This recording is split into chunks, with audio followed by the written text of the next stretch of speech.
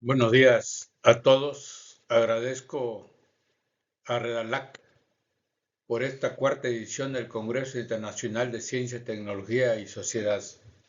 Nos da la oportunidad el día de hoy de presentar los resultados de la investigación Salud Mental en Estudiantes de la Universidad Autónoma de Campeche por confinamiento de la pandemia de COVID-19 e identificar los casos de riesgos.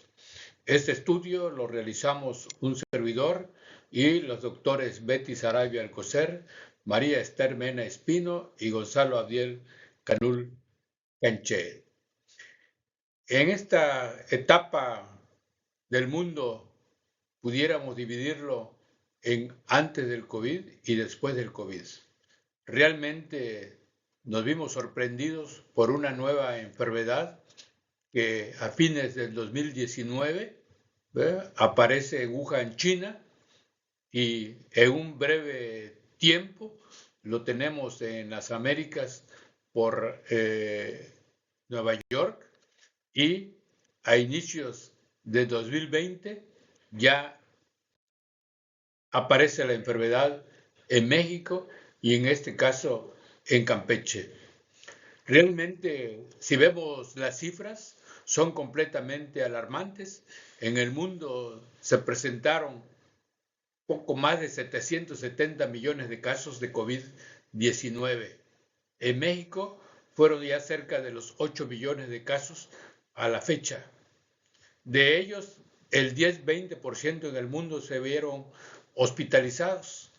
En México ya son cercanos a los 900,000 casos que se presentaron en los hospitales de México. De todo ello, hubo a nivel mundial 7 millones de fallecimientos y en México, ¿verdad? Se calcula que fueron poco más de 600,000 casos que fallecieron. Por lo tanto, ¿qué es lo que trajo la enfermedad? Miedo, temor a algo nuevo, algo que no conocíamos, pero que además estamos hablando del sector educativo, ¿verdad? De la educación superior, en las cuales por instrucciones gubernamentales, ¿verdad?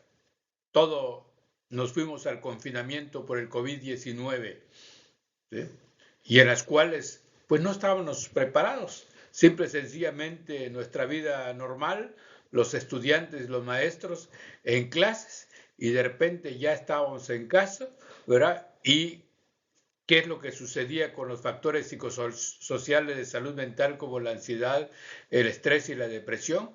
Pues ese fue nuestro problema, nuestra idea de realizar un estudio en las cuales de la noche a la mañana los estudiantes empezaron el aprendizaje en línea que no estábamos preparados, las universidades, en este caso Campeche, a pasos rápidos estableció la educación en línea y pues experimentando ese método y viviendo en un ambiente difícil por la enfermedad del COVID-19, pues utilizamos una metodología para ese estudio de tipo cuantitativo, no experimental, corte, exploratorio y correlacional. Utilizamos un instrumento de medición que fue la escala de presión, ansiedad y estrés, más conocida como DAS-21. ¿Y qué es lo que obtuvimos? Pues simple y sencillamente de una muestra de 100 alumnos, ¿verdad? Nos encontramos con que 93 se enfermaron de COVID-19, un 73%. De ellos, 7 estudiantes, que representa el 7%, fueron hospitalizados. ¿Y la familia? En la familia vemos que 123 familiares se enfermaron de COVID, un 70%, de ellos 23 se hospitalizaron, pero también hubo un número de 14 que fallecieron, ¿verdad? Que fue un 11.4%. Todas estas cifras, obvio, todavía causaba más temor, más ansiedad, más miedo, más estrés y finalmente depresión. Viendo los valores que existen, ¿verdad? Nos dimos a la tarea con el instrumento del DAS, ¿verdad? En las cuales se clasifica las 3 variables de estrés, ansiedad, depresión, y con indicadores de cada uno de ellos, el estrés normal, moderado, severo, extremadamente severo, lo mismo que la ansiedad, ¿verdad? Lo mismo que la depresión, valores que se conocían hasta esa fecha, y sin embargo los valores que nosotros encontramos, ¿verdad? Nos llamó muchísimo la atención que pues hubo estrés moderado, extremadamente severo, hubo ansiedad, severo, extremadamente severo, y depresión, que también estuvo presente en severo y extremadamente severo, ¿verdad? Si nosotros quisiéramos agruparlos ellos, vamos a ver que realmente el 50% en términos generales de estrés, ansiedad y depresión, ¿verdad? Se pudiera considerar,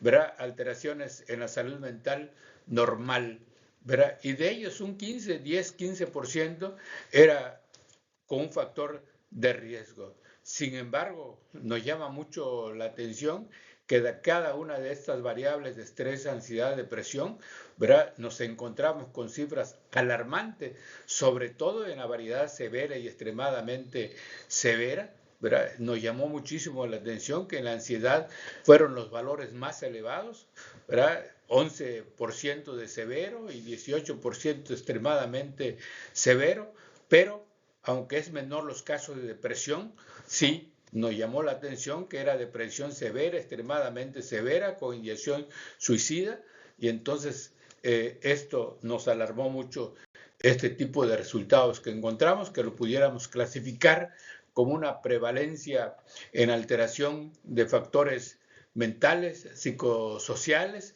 y en las cuales predominaba la ansiedad y la depresión como hallazgo de importancia, que constituyen grupos de riesgo, ¿verdad? Y en las cuales tanto los hombres como las mujeres fueron afectados, y pues ahora sí que esto dio el resultado que nosotros nos propusimos a investigar.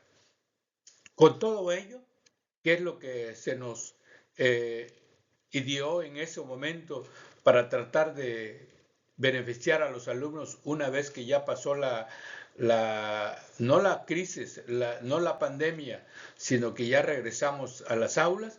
Implementar programas preventivos de promoción a la salud mental, para capacitarnos nosotros los docentes, personal administrativo y los alumnos, y a través del programa de tutorías y en apoyo con las otras facultades de psicología y los hospitales de psiquiatrías, tratar de apoyarnos para los casos de riesgo que nos encontramos, y todo ello nos obliga en estos momentos a dar un seguimiento para ver qué es lo que sucedió con esos pacientes de riesgo, y también cuál es el apoyo familiar, tanto a ellos como de ellos a sus hijos.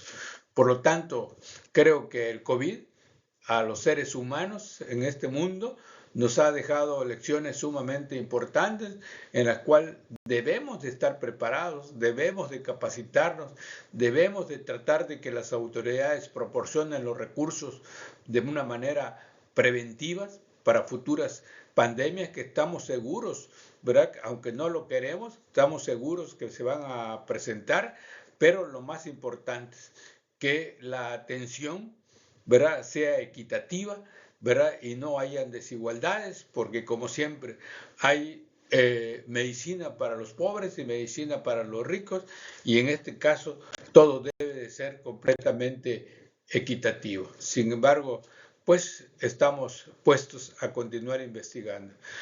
Pues les envío un saludo desde Campeche, en México, Patrimonio Cultural de la Humanidad, y nosotros los investigadores le mandamos completamente un saludo con mucho afecto. Todos somos profesionales de la Universidad Autónoma en Campeche. Gracias y buenos días.